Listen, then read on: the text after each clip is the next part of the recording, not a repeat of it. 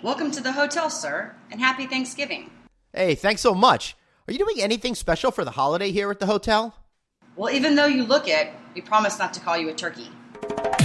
Do you live, eat, and sleep the hotel industry? Looking to brush up on your game? You've come to the right place. Welcome to No Vacancy, the hospitality industry's #1 podcast, with your host, Glenn Hausman.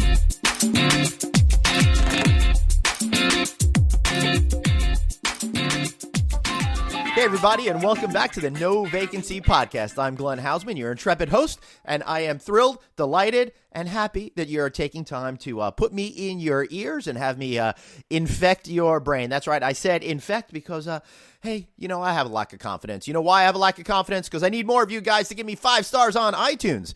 But that's okay. I'm not going to talk about that today because today we're thankful. It's the day after Thanksgiving, although I'm recording this the day before Thanksgiving, and I just want to send out my appreciation for all of you folks that are helping move this podcast forward. And one guy I really appreciate, Mr. Bruce Ford, SVP at Lodging Econometrics, who is back again with me. Hello, sir. Glenn, happy Wednesday, happy Friday, happy Thanksgiving. It's a nice thing to have more Fridays that occur on Wednesday. It sure is. I certainly love these kind of Wednesday Fridays because I'll tell you what, Bruce, my email has become suspiciously quiet, and I mean that in a great way. Nobody wants to do anything. I feel like holiday season is about to get started, and maybe we could all just take a deep breath from the couple of months and craziness we've had on the road. Yeah, I mean, if you can actually get your inbox to no unread emails, you've accomplished vacation. Right. You're officially authorized to leave. I like that goal. Right now, I still have 33 in my inbox. But to be fair, some of those are there just for the sake of reference, and I don't really need to answer them. I'm not really good at flagging that stuff, Bruce. I really like to have the bold in the email box just staring at me so I can't ignore it. I failed organizational email 101. So I can't help you either. Right. Now, there are, of course, the 2 types of people that you have dealing with the email. The ones like me that strive to get it as close to 0 as possible. And then, like my beautiful bride, she doesn't give an F. She's got, 6,500 or something unread emails. She actually had, I think, over 20,000 emails at some point. The mailbox got so filled up that she had to delete all of those unread emails. So if you want to contact Miss Stein over there, good luck, because I don't know if she's going to be responding to the emails right away. Well, it's all fun and games here in the holiday season. And what I'm thankful for these days, Glenn, is that we can all still hang out in the same room and not beat each other up over the presidential election, right? Sure, because I've seen a lot of civility return to our universe ever since the election a couple of weeks back. So, yeah. Well, I hope that continues, because at the end of the day, we all have to get over this. I mean, it's kind of a reality now. I don't mean to be the bearer of the bold news, if you will, but it's kind of a reality. And as we're starting to prepare what the inevitabilities are, okay, I suggest you check out Alec Baldwin on Saturday Night Live. Yes. I haven't had a chance to watch that clip yet. I've actually, since the election, I'm trying to do block out as much news and information as possible. It's just too much for me. I want to focus on my family. I want to focus on my job, and I just want to focus on a lot of positivity right now. And with that, Bruce, I didn't talk to you about this topic beforehand, so I don't want to spring it on you. But you know what? We do have a lot of things to be thankful for, and I do want to take a minute to be thankful for certain things, like all those guys out there that are now going to iTunes and give me that 5-star rating. Thank you for that. But more seriously, I am really thankful for the lives that you and I get to lead. Traveling around the country, sometimes around the world, getting to do cool things, meet new people in some strange and wild places. And, sometimes not Las Vegas, other places too. But, I also think it's really pretty amazing, Bruce, and thankful that we have these amazing things called airplanes that kind of take us around the world. And they're so fantastic and so safe that I have the luxury to complain about the jerk ahead of me in 12C who keeps pushing his seat back on me and putting my laptop in danger. So I'm thankful for that. So which is worse there, though? is it the guy in front of you that's pushing his seat back, putting your laptop in danger, or is the guy that grabs your seat and rips it around all the time because he's up and down behind you, so the back of your seat is going like a ping pong ball? Yes. Which is worse? It depends on whether or not I've tucked myself in for a nice sleep on the flight, because that usually wakes me up. And I'm the type of guy in a plane, I can fall asleep, but once I'm stirred, that's it. I can't fall back asleep. Yeah. I don't know. The airplane battle continues to be uphill. Yep. It keeps getting more uphill as my status keeps going down. Unfortunately, I won't be maintaining my super elite gilded status this year, and it's such a shame. You're not going to be at the upper tier status with your airline of choice, Bruce Ford? It is a shame. What happened? I think, number one, I spent a lot of time in the train this year. I probably back and forth to New York a little bit too much, and I don't take the shuttle down to New York anymore. I just take the Amtrak Acela. Mm-hmm. And I found myself going to a city for 3 or 4 days and then coming home this year. I didn't do a lot of multiple bounces between 3 or 4 cities a week, which is tough enough on you. Mm-hmm.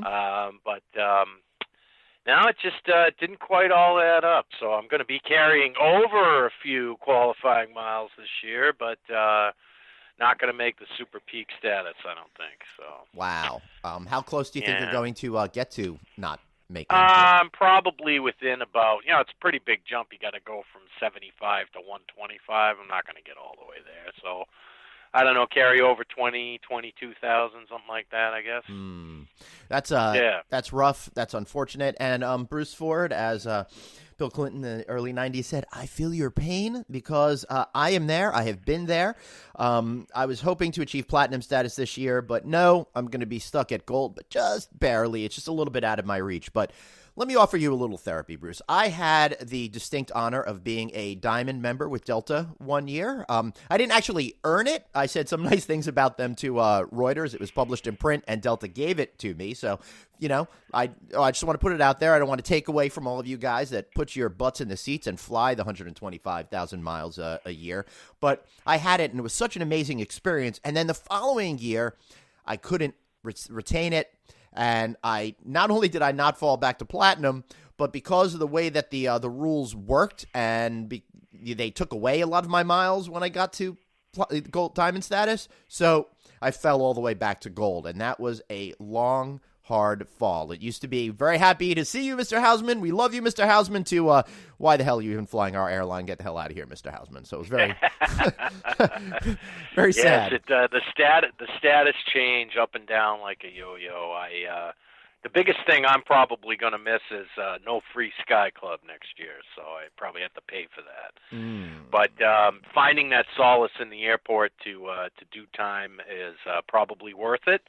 And I still enjoy the free access and the power up, and to not have it be so loud I need to throw my headphones on. So the airport continues to get louder and continues to be more congested, and I'm the guy who wants to arrive at the gate right about the time I can walk onto the plane. So I figured that out over time. Yeah, and you're very, very good at that. Me, I'm not so good at that. I never really got into the lounge, the Sky Lounge thing as much. When it was free, obviously it was the greatest thing known to mankind.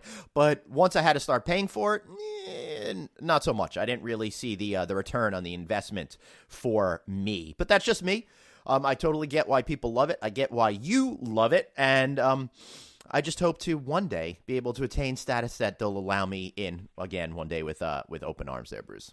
Well, once I buy that membership, Glenn, you can come in for the bargain rate of $29 a day. Well, I have my my Delta Platinum American Express card now because I want to try to avoid the dollar issue that I need to achieve next year, right? So I got it. I should have gotten it at the beginning of the year because I wouldn't be standing here talking to you on the eve of Thanksgiving worried that I'm not going to make platinum status because I know I would have had that dollar minimum spent on the credit card, which would have given me the platinum status. So we talk so much about Delta taking away or any of the airlines really taking away, but we found one thing they're adding back in, Glenn. Oh, share. Do share. Yeah. Well, they just announced a partnership with Airbnb. How about that? I know, really interesting. But I also find it interesting that you get a lot of Delta emails that I don't get, so you get firm credit for this one. As we're taping this, Airbnb did their big event in San Francisco last week, announced a lot of new programs, and I did not hear about this one until you forwarded it to me. So tell me a little bit about this new partnership between Airbnb and Delta Airlines. Well, it seems that the target here, okay, is both a consumer target and an industry kind of target. First thing is that in a similar way to the way Delta awards miles with Hilton hotels, you're able to also get Airbnb miles for dollars spent.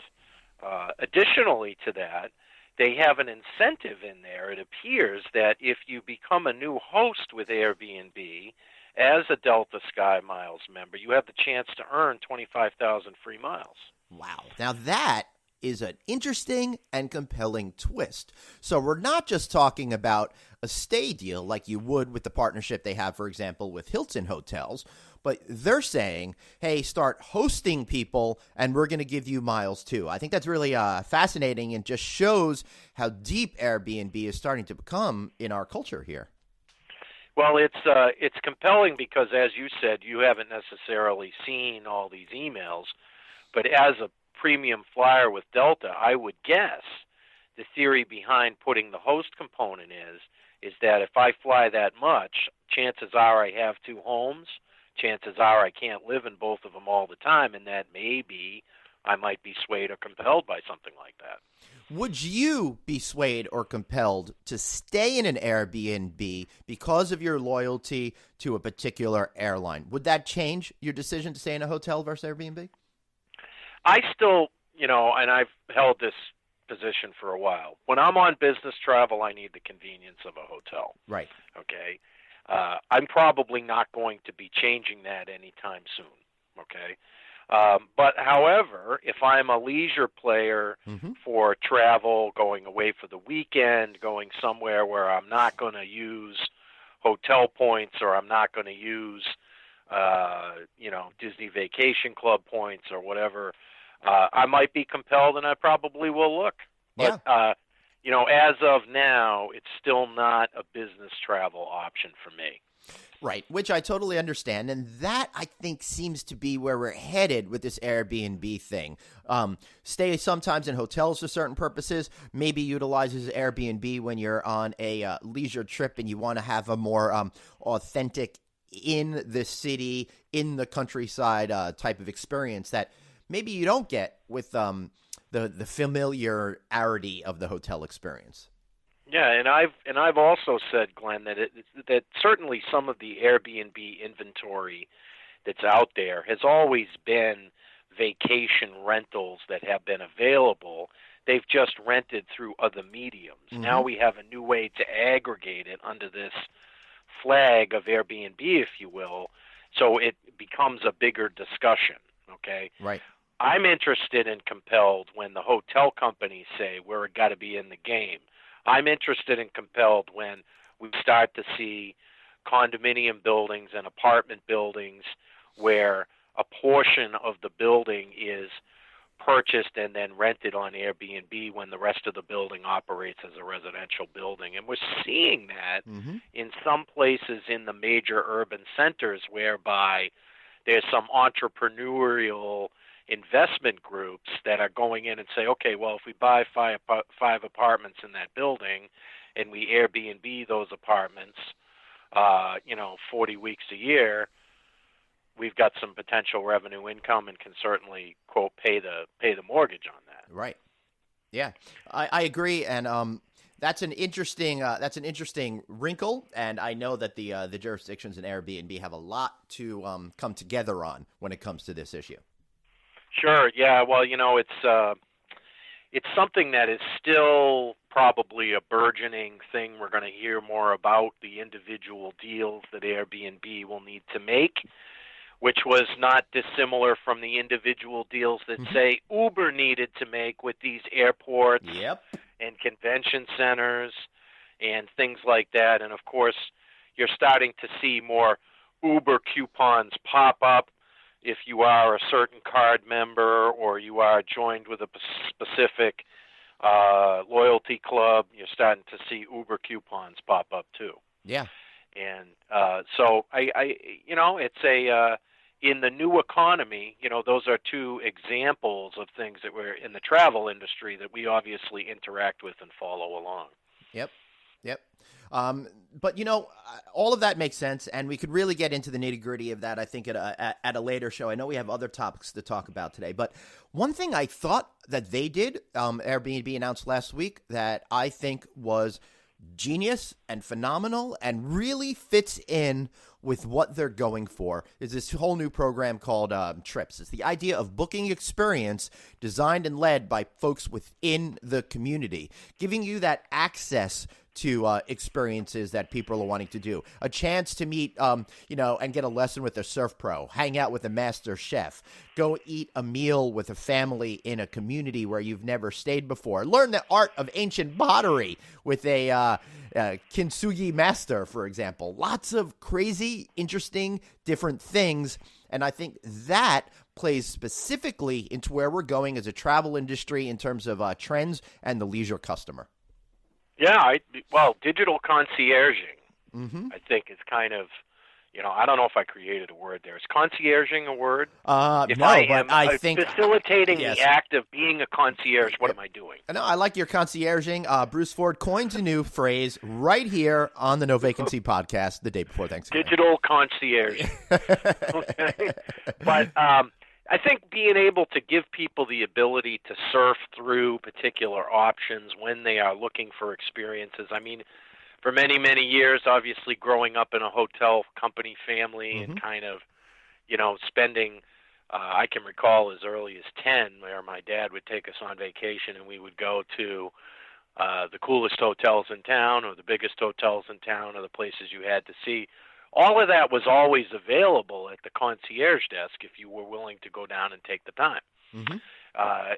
But so much of the planning goes into it now because we must mark every minute of our vacation these days as time well spent. So we're scheduling and planning and scheduling and planning. I mean, I'm going to Disney in 90 days. No one's counting here. And I think we've already got 10 different things planned out over a 7-day trip. Right. And that's not even just going to the park that day, or we're going to go to that park that day. We're going to do this event. We're going to do that event. We're going to do this event. And, of course, it's me, my wife, and my stepson and daughter and my 2 grandchildren. So, I mean, it's 6 of us, and we've already got 10 things planned over a 7-day period. Right. Yeah. Interesting. Overscheduling. That's another problem with it when it comes to vacations. But who knows? Can't we just all go to the pool and relax? I would love to do that. I haven't taken a vacation in now a full year. I spent last Thanksgiving at the Walt Disney World Resort, so that was fun, but hardly a vacation. Maybe one of you guys out there listening will encourage me to take a vacation somewhere fun, relaxing, and nice. And in fact, I've got an interview coming up here in a couple of weeks, Bruce, that I did with Alex Zozaya, who's runs Apple Leisure Group, and they've got a ton of great resorts in like Mexico and the Caribbean and all that. And I think I need to go and put myself on a beach for a week at an all-inclusive resort at some point. We have both been to the closest palm trees to New York before in Bermuda, and I still love going there. I went there for a weekend. Late this summer, and that was really quite lovely. I do love that place. Yep, it sure is. Fairmont, Southampton, great hotel, great location, amazing beaches, and crystal clear waters that can't be believed. Man, I like that place, and I'd love to go back there at some point. Well, let me tell you, it's still good. All right. It's still good. All right, so we're 20 minutes in here almost, and we haven't even gotten to the topic we were supposed to talk about. You've got a brand new hotel construction pipeline numbers that are finally out. I want to hear what you have to say about them and what the context is that we need to be thinking about as we continue to move forward into this development phase of the hospitality industry cycle. Well, so we still have very low interest rates in the hotel business, and in 2015 we had record operating performance in the hotels. So what this has meant is that the valuation of an existing hotel is probably pretty darn near its peak, if it's not at its peak valuation. So we've had a little bit of a slowdown in transactions, okay? But we have not had a slowdown in the new construction pipeline. Mm-hmm. As of today, we have 275 companies out there in the United States that are building 3 or more new construction hotels right now. Whoa. Okay? 275? 275 companies with 3 or more new construction projects. Then there are 26 of those 275 companies that have 10 or more projects. Mm-hmm. That's unbelievable. So when you add that up, we have 194,000 guest rooms under construction today in the United States. Mm-hmm. And it looks like we're headed towards 200,000 rooms under construction, probably as early as next quarter. Right. Okay? That will be a number we haven't seen in about 8 years. Okay? The second hold on. number before you go, 8 years. That's important to me because 8 years ago we were at the absolute peak of the hotel construction cycle, which was already in a declining state of the health of the industry. But this time, it's different, isn't it, Bruce? Well, it's different for 2 reasons. First of all, we're building a lot more small hotels, okay? Mm-hmm. So 75 units, 105 units are a lot more common than 305-unit hotels. Interesting. So these smaller hotels can be built much faster, cost less, obviously, in terms of total property cost. And more players are interested in them because the hotel brands have worked very hard over the last cycle to make them as efficient as possible, mm-hmm. both from an operating standpoint. We've come a long way in energy management at hotels like that. And, of course, when you build a select service hotel, you have less staff, okay, and you can gain maximum profitability because they really are a very efficient machine if they're well developed.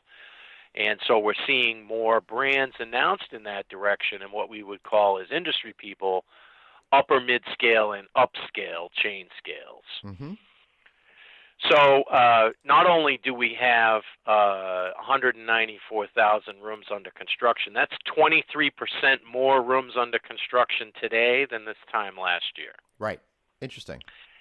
And we have a second category or project stage, if you will, called Start in the Next 12 Months, and that has 250,000 rooms in that project stage today. So with start dates between October this year and September next year, we have 250,000 rooms that meet that criteria today. Right. And that is a 26% increase year over year, okay? And one of the reasons that is so big is because when you are going to build an upscale or upper mid-scale hotel, typically you enter the pipeline in that project stage. And you do because the brands want you to move expeditiously. Once you sign that agreement, okay, they want you in the ground in the next 12 months, and they'll incentivize you to do that. Huh. Okay, so how is this going to affect the overall health of the industry when all of these properties start to open? We're at a point now, Bruce, where occupancy has never been higher, according to statistics from September of this year. But that demand supply is really evening out, and with all of this new influx of product, what does this mean to us? Well, there is always more supply that's built than that can meet demand. There is eventually a tipping point. Absolutely. Okay, mm-hmm. where we continue to build some more hotels over and above probably where we should go. The question is, how severe is that? Okay. Mm-hmm. With the continued low interest rates, we are going to continue to see more developers interested, and we're going to continue to see pipeline growth. Now, there were some interesting indications that we've kind of seen begin to pop up that I've been paying attention to. First of all, the obvious decline in the euro and the pound is probably not going to be the best news for international arrivals into the United States. Mm-hmm. It's more expensive for them to come here right now. The results of our presidential process, okay, are probably not going to induce some people who may have been on the fence to say, let's go to America. And that's not my opinion. That's the opinion of many others that I have encountered. Yep. I still think there's, America's obviously a great place to take a vacation. I enjoy telling people you can get such different experiences in any longitude and latitude you choose to visit in the United States. Orlando is different from Dallas, which is different from Vegas, which is different from Seattle, which is different from Los Angeles, which is different from Boston. Which is different from like South Dakota or Montana. It's absolutely And I didn't amazing. even say New York, Glenn. Okay, those are two factors we're kind of looking at. And then I guess maybe the third factor is that since we have had the results of the election, I have seen it printed that mortgage rates, although the Fed hasn't moved any of their funds rates between banks borrowing money, they say that the mortgage rate is already up 0.4%, right, on average for new loans that are originated. So that hasn't bled into commercial yet. That's a very residential tuned number that I saw, but obviously as the rates do rise, they will affect commercial mortgages and they will affect property valuations. So some of that's it's a little bit uncertain as to where that fits on the timeline, okay, going out. But I got my analysts at Lodging Econometrics with their ears up, and we're listening, okay? Yep. But, we've kind of concluded that we think the next 18 months we'll continue to see pipeline growth. We think that, with the interest rates kind of beginning to churn up, okay, and operating performance potentially peaking out, there is going to be that sweet spot when transactions will begin to accelerate again.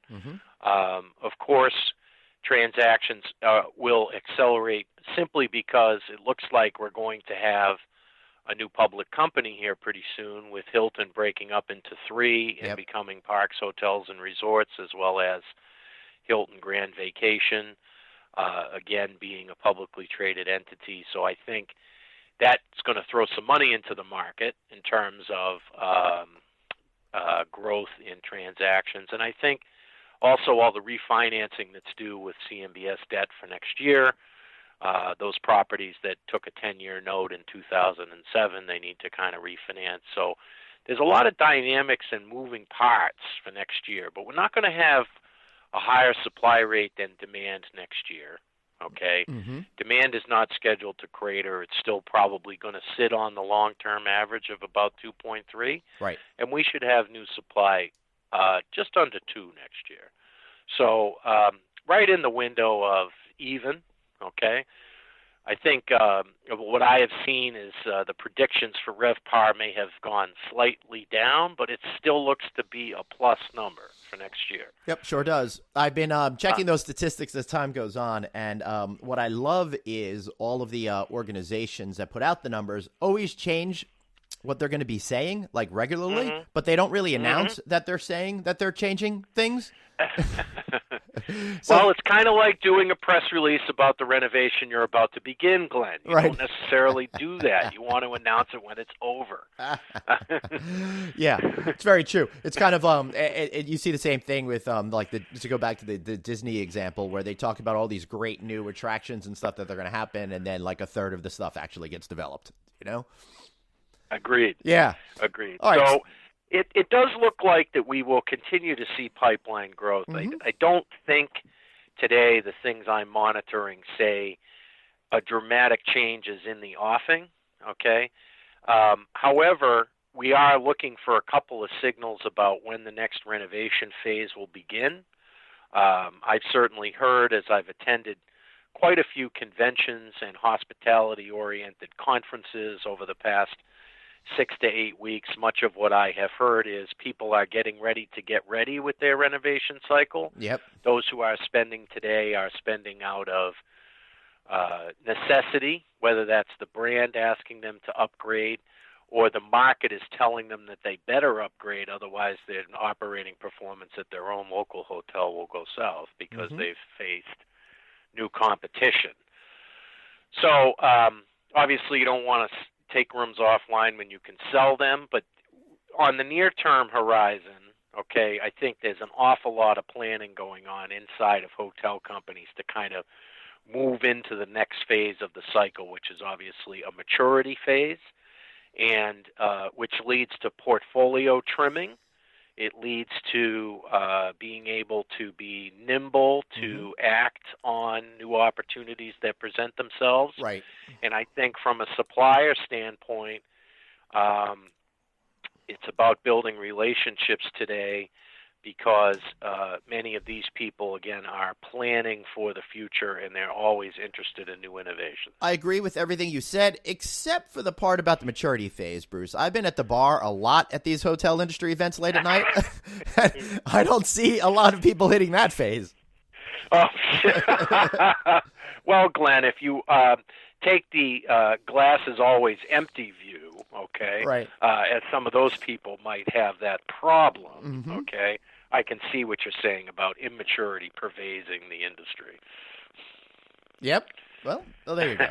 That sums it up perfectly. Bruce, any final words that you have to say before we sign off and go get ready to, in our case, because we're recording this before Thanksgiving, get prepared for the holiday, or if you're listening to this, continuing to recover for the holiday? Well, a sincere happy Thanksgiving to you and your family, and a happy Thanksgiving to everybody out there listening from the consumer side or the industry side.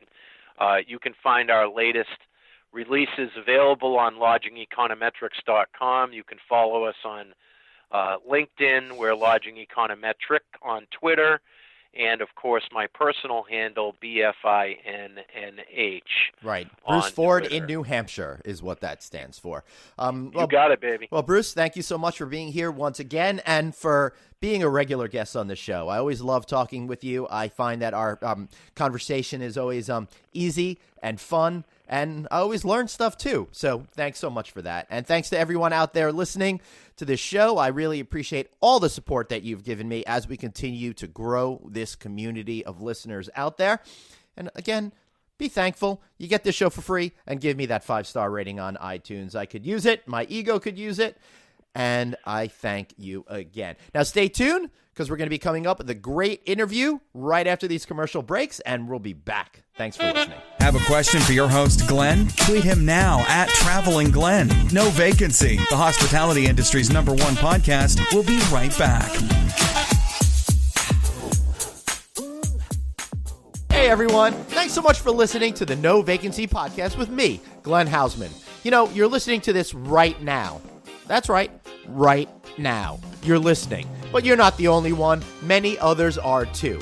So my question is, do you want to get noticed? Guess what? I can help you with that. Every single month, my content delivers more than 100,000 impressions. I know. I thought the same thing too. Now it's your time to get you or your product, service, or brand known by leveraging my network. I'll work with you to find creative solutions that are going to get your message to the ears and eyes that you need to attract. Just send me a note at glenn@rouse.media or find me on Twitter at travelingglenn. That's glenn@rouse.media, ROUSE.MEDIA. And while we're at it, Glenn has got 2 N's. Thanks for listening, and now back to more great content.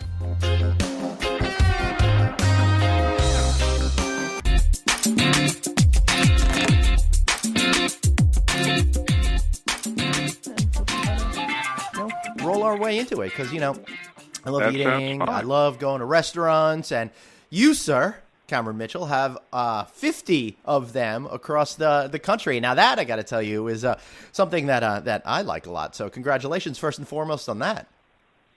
Well, thank you very much. Yes, we'll actually have 52 by the end of the year here, so coming up. That's pretty awesome. So, all right. So, 52 restaurants, that's pretty amazing. And you're kind of a guy that's gone a little bit undercover. I mean, we know the places that you have, you know, brands such as Ocean Prime, for example, and the Avenue Steak Tavern and the Rusty Bucket. But I don't really know the man behind the sign, you, Cameron Mitchell. So, you know, how did you get involved in this business? I understand it was really, really early on.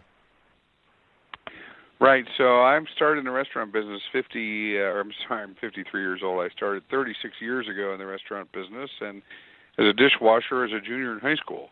Wow. And I started washing dishes and bussing tables and cooking, like cooking and prep at a local steakhouse just to make spending money in high school. That's interesting. All right, so just for spending money in high school, but I worked at a restaurant when I was in high school too. You might know it. It's called Wendy's, very famous place there. Sure. I don't like to brag, but I am going to, Cameron, because I started off on fries and then I got promoted to drive-through chef. So that was exciting, flipping those hamburgers. I know. Stand back, look out.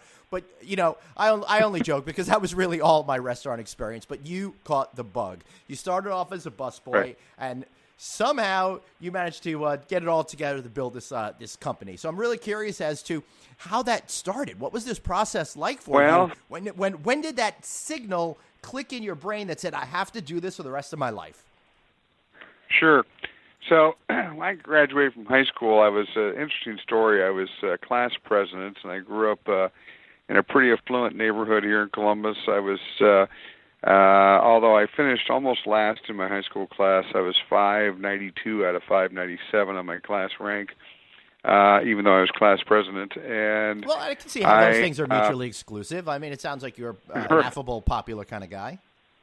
Right. And so, but I lived in the have-not section of town, and that's why I had to work for some spending money and so forth. And then most of the kids in my neighborhood, my school system, went off to college, and about 90-some% of them. And I didn't want to go off to college right away because I didn't know what I wanted to do. And I had the can-do in high school. I just didn't have the will-do. So after high school graduation, I'm 18 years old. I'm living at home with my mom and, working for beer money and just really floundering. And I ended up opening a new restaurant that opened in town. I got involved with that. And this restaurant was packed to the gills and just really bustling. I mean, we'd do like 1,000 people on a Friday night, just packed to the gills. That's a lot of coverage. And so I got suspended from there for 3 days. Uh-oh. Being one too many times to work, and I was an AM cook, and I worked the PM host a little bit here and there. And so one day after my suspension, I was in the middle of my 30 days probation. It was on a Friday afternoon. It was during shift change, and I was a cook that day, and I was going to be a host that night, and it was pandemonium in the kitchen, and just, managers barking orders, and just the AM shift leaving and the PM shift coming on, and the transition. It was just pandemonium. And like a typical day in the restaurant business. Yeah. And I had an epiphany. I mean, time froze. I looked across the kitchen, and I said, this is what I want to do the rest of my life. And so I went home that night after my double shift and wrote out my goals. I said I was going to go to the Culinary Institute of America in Hyde Park, New York. And I remember I was 18 at the time, and I said by the time I'm 23, I'm going to become executive chef, and 24 general manager, 26 regional manager, 30 vice president of operations, and 35 president of a restaurant company. So I wrote those goals down. I woke my mom up around 1 in the morning and said, I know what I want to do with the rest of my life, and I'm going to be in the restaurant business. And so I'm sure she was delighted because at that time it wasn't really known as a place that you're going to build a multi-million-dollar empire. Well, no, and it wasn't too fashionable back then in the 80s like it is today. And so I woke up the next morning, went to work, and I literally did a 180-degree turn. I went from really the laziest guy in the kitchen on Friday, working for beer money, working for the man, so to speak, and just floundering to working for my career and my future and myself and being the hardest working guy in the kitchen on Saturday. So literally an overnight transformation. And I really never looked back from there, and never have been outworked since then. And that's how it all started. So you knew what you wanted to do. That light switch went on. You had that epiphany, right. And then all of a sudden you went from a slacker to a hard worker. So how do you go? Exactly. How do you go from having that desire and the will to actually bringing something like your first restaurant to life? Well, so I went to culinary school at the CIA. I graduated from there. I actually got turned down when I first applied because my high school grades were so bad, and I had to take some courses at a local community college. Anyways, I got A's, reapplied, got accepted, and I graduated. And I came back to Columbus and started with a local small little restaurant company. Had one white tablecloth restaurant, top 10 restaurant in Columbus, and they were building a second. And I got hired on there as sous chef, assistant chef, and I quickly got promoted to executive chef at 23 of our downtown Wow. restaurant, the White Tablecloth Top 10 restaurant. And then from there, I got promoted to general manager at 24, so I hit my goals right on the button. And then 26, we built 4 restaurants, and I got promoted to the operations manager position, so I helped oversee the operations of all 4 restaurants. And then by the time I turned 28, I'd been with the company 6 years at that point, and the company was owned by some wealthy local businessmen, and it was a hip pocket business for them. But basically, they were building these restaurants to put into their real estate developments and so forth. And they didn't care about us in the restaurant business and didn't respect us in the business. And this was my future I was looking at. And my boss was at the time was a real micromanager, a great guy, taught me a lot, but was a micromanager. And the company started to outgrow him, so I started to get frustrated and kind of hit my head on the proverbial ceiling. And so, and I wanted to grow and expand. You know, I always wanted to be president of a company. I didn't really see a real future there. So, again, on a Friday night, I always joke my epiphanies only happen on Fridays, but I was got off work and went to a local chef-owned restaurant on a Friday night in May of 1992.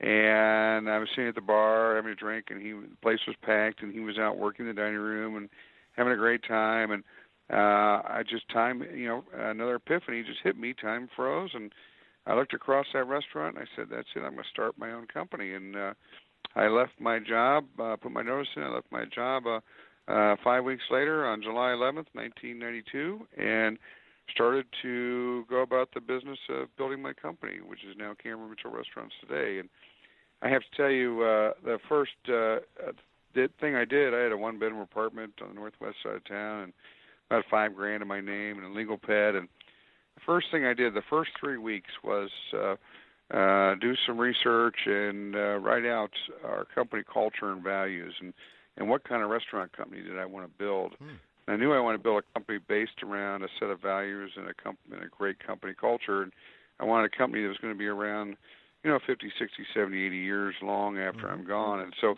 it was never about building one restaurant. It was that was never my dream to open a restaurant. I remember when I was 18, I wanted to be president of a restaurant company, and I never thought about it as my own until that very moment. And so then I started about the course of building a company. That strikes me something very unique, Cameron. I'm sorry to interrupt you, but I find your story so interesting.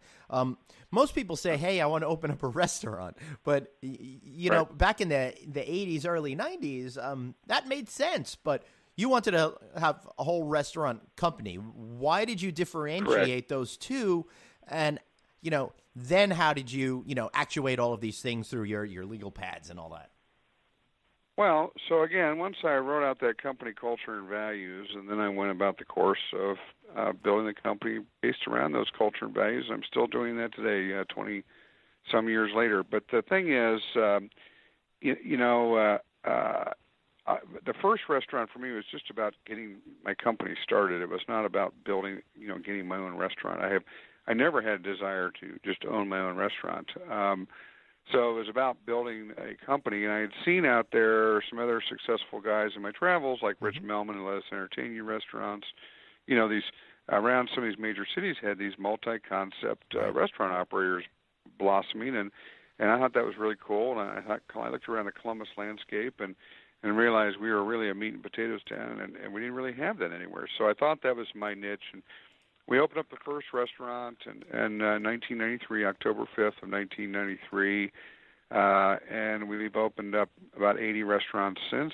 And by my goal was by the end of 2000 or turn of the century there to have 10 restaurants and have a multi-unit specialty restaurant company. We achieved those goals, and from there we wanted to start to build out across the country and build some brands, and that's what we did. And we built the fish market and our steakhouse brands called Mitchell's Fish Market and Cameron Steakhouse to 22 restaurants, which we sold those in 2008 to Ruth Chris Steakhouse. Good timing to sell some restaurants. Yeah. Good timing to sell something. Yeah, so I had 40 restaurants by 2008, and I sold 22 of them. So we dropped back down to 18, and then now we're up to 52 today, about 8 years later. So, and I love building restaurants. I love building brands, and And I've just been blessed to be surrounded by an incredible team of people. I've got about 4,000 associates now company-wide, and, we're coast to coast across the country. And I've had a lot of people, we have 10 people on our executive team and our senior leadership team, and a lot of those people have been with me, 10, 15, 20 years. So have started with me and been with me for many, many years. So really have a terrific team of people and a terrific organization and more importantly, an outstanding company culture, which has really been the main factor for our success today. Now, you have restaurant concepts that are very varied. Everything from, taverns, very upscale seafood restaurant, Italian, Asian, all of these different things. How do you know what's going to work well in each location? And how do you make sure that it's a great restaurant? Because to be able to be skilled in Italian and seafood and Asian seems to be all over the place at first blush. Well, it's certainly significantly more challenging than building, 52 restaurants of one of a kind. Yeah. There's no doubt about that, but it's also a hell of a lot more fun. So, and you got to do your homework and do your preparation. And, we didn't just go out and start an Asian restaurant concept. We brought in an Asian chef that we knew and liked and partnered with them. So there's just a lot of, we get the resources and get the people involved. And so our company today is really broken into 4 distinct pillars, and we kind of operate as a holding company, but we're the largest corporate caterer in Columbus, catering company in Columbus. We have a very large catering business here, and that's pillar 1. Then we have what we call our specialty restaurant division, which is all of our 1 or 2 off restaurants that we have. It really becomes the farm team, if you will. That's what the fish market came out of. That's what the steakhouse came out of. That's what Ocean Prime came out of.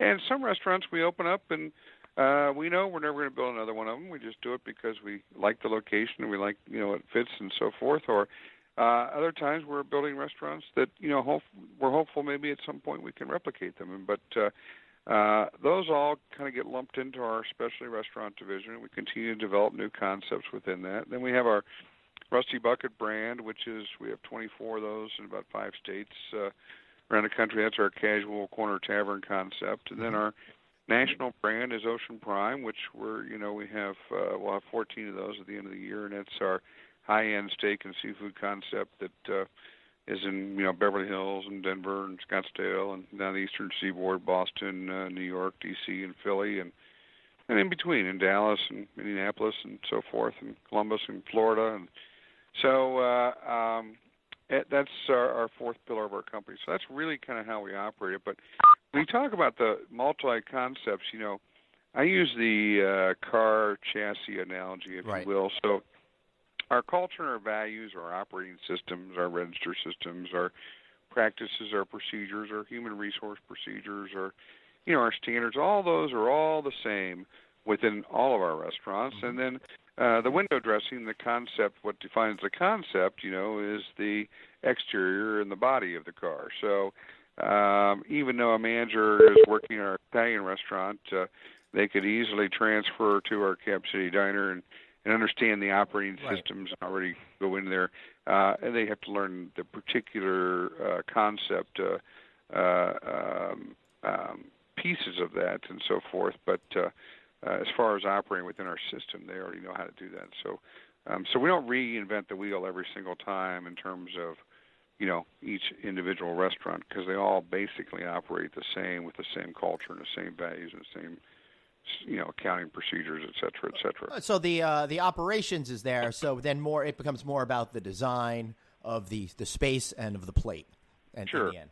The menu, concept, price points, all those things. Yes. Right, so we seem to be going, generally as a society, we seem to be feeling a little bit more casual. Now, you have restaurants that are on the more formal side and the more casual side. What's the philosophy behind having on both sides as opposed to just specializing in one area? Well, I think for that diversity really helps add a layer of protection to us. In particular, for example, right now, our Rusty Bucket Corner Tavern, which is in that casual dining segment, is not performing as well as we'd like currently, and it's it's getting challenged by the fast casuals of the world and challenged by the grocery stores of the world and so forth. Whereas our fine dining brand Ocean Prime is up 5% in sales this year, and, Wow. and really thriving. And some of our specialty restaurants are too. So, and our catering business is doing exceptionally well right now too. So example be, when certain levels of our economy change and turn, we can shift gears and we can focus on some of our brands in our areas where we're excelling versus facing headwinds like the casual dining segment is. So in that regard, currently we have slowed down the development of our Rusty Bucket brand and have accelerated the development of some of our specialty brands and our Ocean Prime brand. So that's fascinating to me, gives you Cameron, because I would have really thought it would have been the opposite way. But what you're saying is that I guess it's a little bit easier for people to start to build competing restaurants in the fast casual where people come in, they order, usually at a register, then they sit down, they eat and get out. Just a few dollars cheaper per plate, I guess, is really making a big difference in the way people are enjoying restaurants today. Yes. Correct. Whereas there's still a lot of wealth out there, and there's still a lot of success out there in the country, and like I said, our higher end brands are experiencing good growth in sales and good prosperity at this point in time. So we're following really the way the restaurant business is going nationally at this point in time. Yeah, fascinating. So, all right, Cameron, so tell me a little bit, how do you create an efficient and effective and positive culture for your employees that then, of course, resonates with your customers? Mm-hmm. Well, that'll take a minute to explain. Good, I got time. Okay, well, so the best analogy I can use about our culture and values is when you're a leader of an organization, we're a restaurant organization across the country that has restaurants all over the country, and we have those 4,000 associates. We call them associates versus employees. And if you think about those 4,000 associates as a metal filament, let's say, we put them in a bag and dumped them on the table, we'd have metal filaments going all different directions. And our culture and values and operating philosophies act like a magnet, and and if you pass a big magnet over those metal filaments, they'll all be pointing in the same direction together. And that's really what our culture does. And when we talk about our culture, there's 5 basic questions I think any business organization has to ask themselves and be able to answer thoroughly. And first and foremost is, what do we want to be? And we want to be an extraordinary restaurant company. And by definition of that, that's an opposite of an ordinary restaurant company. Yep. So we want to do lots of things that are extraordinary. Number 2, I think any organization has to say, well, who are we? And we define ourselves as great people delivering genuine hospitality. We all know who great people are, and delivering means someone's receiving. Genuine means from the heart. Hospitality defined as how we treat guests in our own homes. So that's how we define ourselves. Any business organization, I think, has to have a mission. Mm-hmm. Our mission is quite simple. That is to thrive with both cultural and fiscal responsibility. And job number 1A, I call it a 51-49 relationship. Job number 1 is to maintain our company culture and values, and job number 1A is to make a profit, and hopefully a good profit at that. But we will never make a profit at the expense of our culture and values. So when I tell people, our number 1 goal as the CEO of this company is to maintain our culture and values, it's not to make a profit. That's a byproduct of that. So it's and we are very profitable. We benchmark ourselves against all the publicly held restaurant companies, and we're always in the upper 10 percentile, top 10 percentile of profitability. So, fourth question, I think any organization has to be able to ask themselves. We have those 4,000 associates I talked about. Mm-hmm. They have different job descriptions and so forth, but all 4,000 of us have the same role in the company, and that is to make raving fans of the 5 groups of people we come in contact with. And that is first and foremost, our fellow associates, our guests, our purveyors, our partners in our community. So we look at it as if you have to belong to one of those 5 constituencies to have any interaction with Cameron Mitchell Restaurants. And if we can make raving fans out of those 5 groups of people, we'll make raving fans out of everybody we meet and come across. So, and then finally, the 5th question I think is we have to be able to, any business organization has to be able to answer is, what is your goal? We're a business, and our business we have business goals. We have hundreds of them and thousands of them. Sometimes they're daily goals, weekly goals, monthly goals, you name it. yearly goals, whatever they are, but there's one goal that stays the same 24/7, 365, and that is to be better today than we were yesterday and better tomorrow than we are today. That accomplishes two things. One, it creates a culture of change in our organization. You can literally not be better at something tomorrow unless you worked at it today, and you can't be better today than you were yesterday unless you're constantly trying to improve. When you're trying to improve, you're constantly it makes you comfortable with change because you're continually trying to improve your operations. How do you get people to focus on being able to change without getting all defensive about that they may not be doing something the right way and that they could be doing it better tomorrow? Well, I mean, it's just, if you're not trying to change, I always say that's the beginning of the death knell. You can't just stay constant in business. You have to have constant execution, et cetera, but you have to continue.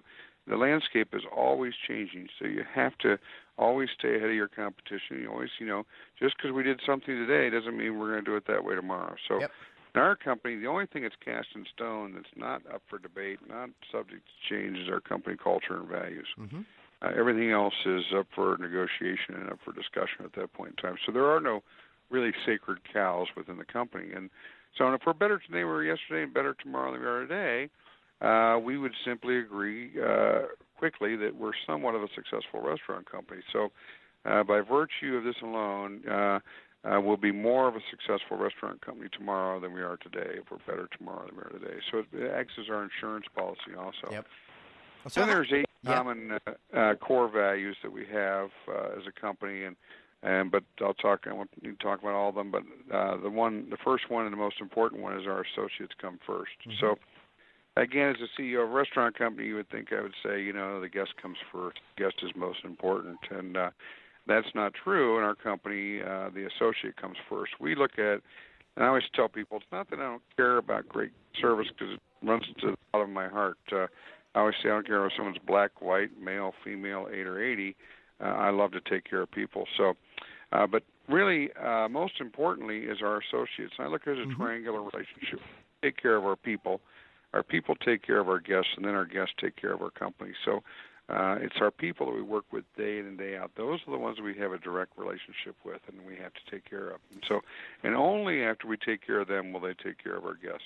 And that makes sense. And I hear that a lot from CEOs of the, hotel companies, which is kind of my universe that I typically live in. But, we're moving, Cameron, to a real world where we're more of a service economy. And I see so many more restaurants and I see so many more hotels and places to have experiences. And that means you need to have the right people.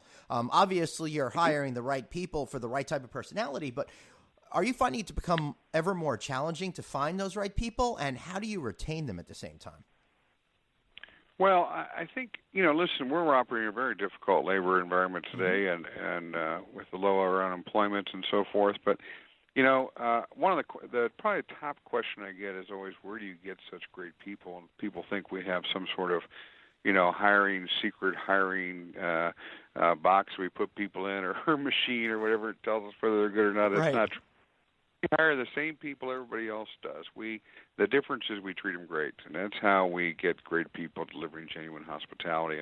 And so we're one of those companies where we offboard you pretty quickly if you don't operate, don't fit within our company culture and values, or you're one of those companies where people stay around for a long, long time. We have very, very little turnover, very low turnover, half of what the industry turnover is. Wow. And it's because of the great work environment we have. And if that translates into great guest service, which translates into great sales, which translates into great profits. That's awesome. I love that attitude. And it seems like you really have this down, and writing all that stuff down on those legal pads seems to have helped you really clarify your vision over the years. But, now the industry has changed a lot. And I'm not talking about the type of food that's sold, but the way that the average person interacts with their meals, especially with social media. Now, I always get in trouble with all of my friends and family because nobody's allowed to eat till I take a picture of whatever I'm taking and putting it up online. How has that culture, of people taking pictures of their food and being social online changed the way that you are maybe running your business and relate to your customers? Well, it's not changing the way I'm running my business because I've missed all that. Yeah. My kids are into that now. Right. So, but it certainly is changing the way we market to our guests, and we have, I don't know, 2 or 3, 4 people back there in the back working on social media every day and Wow. making sure we're engaging our guests and so forth, and all the different various channels, and we host blogger dinners all the time in the restaurants now and so forth, and we understand how important that universe is, and so we've embraced it. But me personally, I think I've missed that boat. Yeah, and I think you're wise. I always joke around. I do a lot of public speaking opportunities, and I always joke around because they want me to talk about social media, and I talk about how I hate social media. Right, it's kind of like a necessary evil that we all have to deal with. I'd rather just be hanging out and enjoying my life instead of always worrying about the prism from which people are going to perceive how I'm living my life. Sure. So it's a very interesting world we've stumbled into. I'm with you. Yeah. All right. So before we wrap up, one of the things that really impressed me and why I wanted to talk to you today is you're not in it for yourself. You're really giving back to the community, and you're a big donor at the Children's Hospital, and you're helping out the Culinary Institute of America as their largest alumni donor. Why do you feel it's so important to give back, and how are you doing it in your company and enabling your people to do the same thing? Well, I think it's, again, part of our company culture and values. Part of it, our values say we support the communities in which we do business, and the communities which support us. And for me, a lot of it about paying it forward. I had 2 sick kids. I have 3 kids, but 2 of them got really sick really young, and I kind of personally believe that as adults and citizens, we have responsibilities to take care of our children and to fight cancer. We have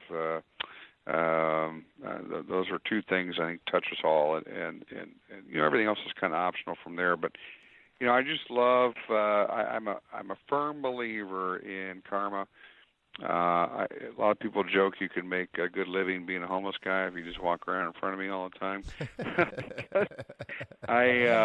I just believe in pushing it out there, and giving, and the more we give, the more you receive, and so it's just part of my nature and extends now through our company and our company nature, and I'll never forget just certain things, even internally with our own people. When I sold the piece of our business for $92 million to Ruth Chris, I gave 5% of those proceeds to our management team. So that's $4.6 million I gave to our management team. So, I'm a firm believer in, it's not about me, obviously, the bigger the company is and the more successful the company is, the more successful I will be.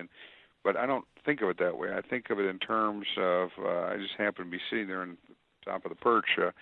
But my goal is really to take care of the people that I work with and support the communities in which I do business with. And I think at the end of the day, I receive great benefit from that. But it's not the reason why I do it. It's the exhaust, I guess, of what I do. Right. So, and I enjoy that. I enjoy making difference in people's lives. We've had hundreds of CMR marriages and babies and people buying houses and building their careers with our company. And, nice. And I just love that. I mean, it's just that makes you feel good.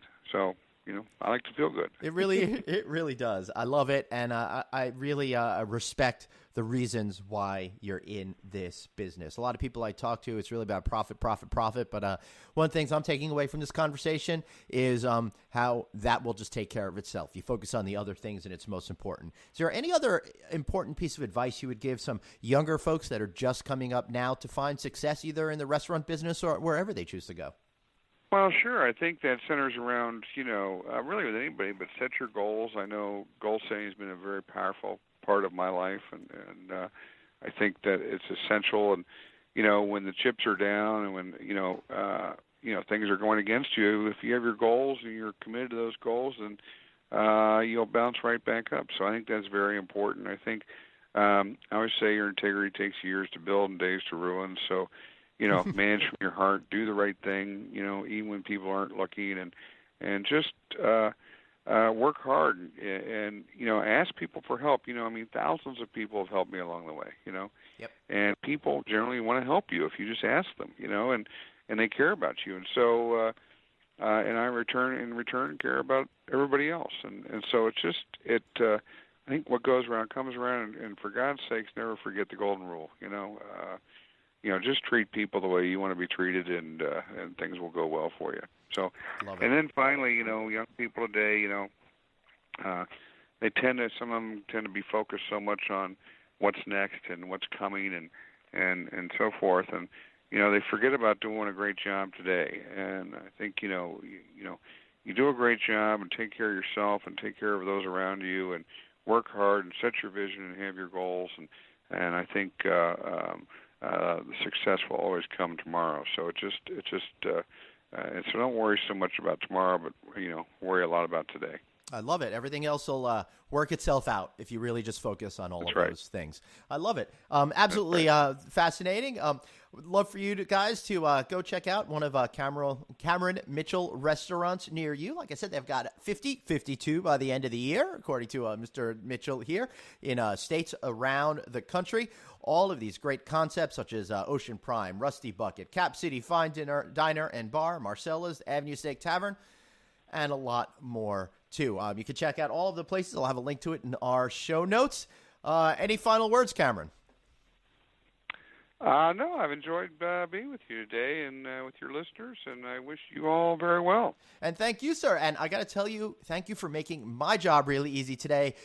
You were such an easy interview. All I basically had to do was say hello, and I could have just hit record, and you could have done this yourself. So thank you. I appreciate you. My pleasure, Glenn. Making my life easy. No problem, pal. Thank you. And I want to thank everybody for listening. Be sure to check me out on Twitter and Instagram at Traveling Glenn. And tell your friends, tell your family, and tell everyone to get the No Vacancy podcast. Just subscribe today, and thanks for listening, and we'll be back next week. Thanks so much for listening to No Vacancy, the hospitality industry's #1 podcast, with your host, Glenn Hausman, online at rouse.media, on Twitter at Traveling Glenn, and on Facebook.com/Glenn.Hausman. We'll catch you next time.